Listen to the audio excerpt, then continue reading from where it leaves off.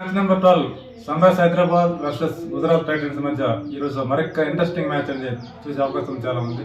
ఎందుకంటే హైదరాబాద్ వరుసగా రెండు మ్యాచ్లో కూడా 200 రన్స్ ప్లస్ స్కోర్ సాధించి మంచి అద్భుతంగా బ్యాటింగ్ లైన్ ఉంది. అయితే లాస్ట్ మ్యాచ్లో మనకు తెలుసు 277 అనేది అద్భుతమైన రికార్డు, ఐపీఎల్ చరిత్రలో అద్భుతమైన మంచి నాక్స్ కూడా చూసామన్నమాట. అయితే ఈ యొక్క మ్యాచ్ అనేది గుజరాత్ నరేంద్ర మోడీ స్టేడియం వేదిక జరగబోతుంది. ఈ యొక్క మ్యాచ్ కోసం అయితే ఇంకా అటు ప్రేక్షకులు కానీ ఇటు సన్ రైజ్ హైదరాబాద్ అభిమానులు కానీ చాలా ఉత్కంఠగా ఎదురు చూస్తున్నారు.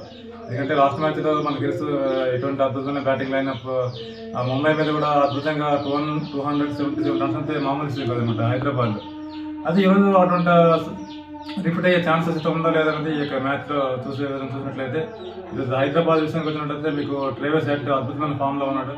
ట్రేవిస్ హెడ్ కోసం మనం చాలా ఎక్కువగా చెప్పుకోవాలి. ఎందుకంటే లాస్ట్ వరల్డ్ కప్ ఫైనల్లో కూడా ఇదే వేదిక అద్భుతమైన సెంచరీతో ఇండియాని కొంచెం ఇబ్బంది పెట్టాడు. ఇండియాని ఇబ్బంది పెట్టడం ఆల్మోస్ట్ వరల్డ్ కప్ కూడా దూరం చేశాడు ఈ గ్రౌండ్లో. అతనికి మంచి పాజిటివ్ వైబ్రేషన్స్ ఉన్నాయి ట్రేవిస్ హెడ్కి. ఇంకా ప్యాట్ కమన్స్ కూడా ఇదే స్టేడియంలో కూడా ఇండియన్ బ్యాటర్లో ఇబ్బంది పెట్టే సందర్భాలు కూడా చూసాం ఫైనల్ మ్యాచ్లో. అయితే ఇవన్నీ కూడా ఎస్ఆర్హెచ్కి కలిసి వచ్చే అంశాలు. ఇంకా బ్యాటింగ్లో కానీ హెన్రీ క్లాసన్ అద్భుతమైన మెరుపు ఇన్నింగ్స్తో మంచి స్ట్రైక్ రేట్తో మంచి ఫినిషింగ్ చేస్తున్నాడు.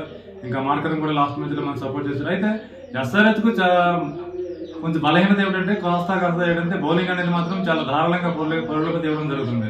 గత 2 మ్యాచెస్ కూడా 200 రెండు మ్యాచ్లు కూడా నీకు రెండు సార్లు కూడా 200 ప్లస్ స్కోర్స్ కూడా బౌలర్లు మాత్రం ధారాళంగా ఇచ్చారనమాట.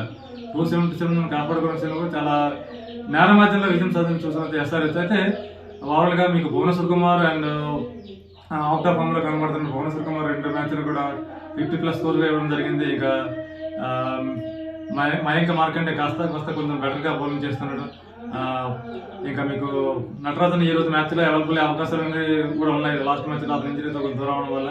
ఇంకా గుజరాత్ విషయం చూసుకున్నట్లయితే గుజరాత్ టైటన్స్ వాళ్ళు హోమ్ గ్రౌండ్లో అద్భుతంగా రికార్డు ఉన్నాయి. ఎందుకంటే లాస్ట్ ప్రీవియస్ 2 సీజన్స్ కూడా చక్కగా అద్భుతంగా రాణించారు. మీకు ఆశీస్ నెహ్రా మీకు మంచి కోచింగ్ ఎబిలిటీతో మంచి స్ట్రాటజిక్తో మంచి శుభ్మన్ గిల్కి మంచి సపోర్ట్ చేస్తున్నాడు.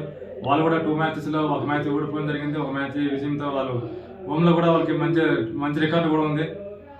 మీకు శుభ్మన్ గిల్ మంచి ఫామ్లో ఉన్నాడు. గుజరాత్లో అంటే శుభ్మన్ గిల్కి పరుగులు అడ్డాగా చెప్పుకోవచ్చు శుభ్మన్ గిల్. ఇంకా వాళ్ళకి యువ బ్యాటర్లు కూడా మంచి పొజిషన్లో ఉన్నారు. కాబట్టి ఈ ఓవరాల్గా ఈ మ్యాచ్ చూసినట్లయితే కాస్త టాస్ అనేది ఈరోజు ఏ టీం మీద గెలుస్తుంది ఖచ్చితంగా ఫస్ట్ బ్యాటింగ్ చేసే సందర్భం చూస్తారు. ఎందుకంటే ఫ్లాట్గా ఉంటుంది కాబట్టి ఈరోజు ఎండ కూడా ఉండే అవకాశం కూడా ఉంది. గుజరాత్లో మీకు ఎక్కువ ఒక్కపోతుంటుంది కాబట్టి మొదటిగా టాస్ గెలిచి బ్యాటింగ్ ఎంచుకొని ఒక మంచి స్కోర్ 200 స్కోర్ చేసినట్లయితే బాగుంటుంది. అయితే అటు గుజరాత్ టైటన్స్ అయితే కాస్త ఏంటంటే బౌలింగ్ చాలా బెటర్గా ఉంది. మీకు రషీద్ ఖాన్ కూడా తెలుసు. రషీద్ ఖాన్ ప్రీవియస్ సీజన్లో కూడా ఎస్ఆర్హెచ్ ఆడే సందర్భాలు చూసి ఎస్ఆర్హెచ్ యొక్క బలహీనత కూడా రషీద్ ఖాన్ బాగా తెలుసు.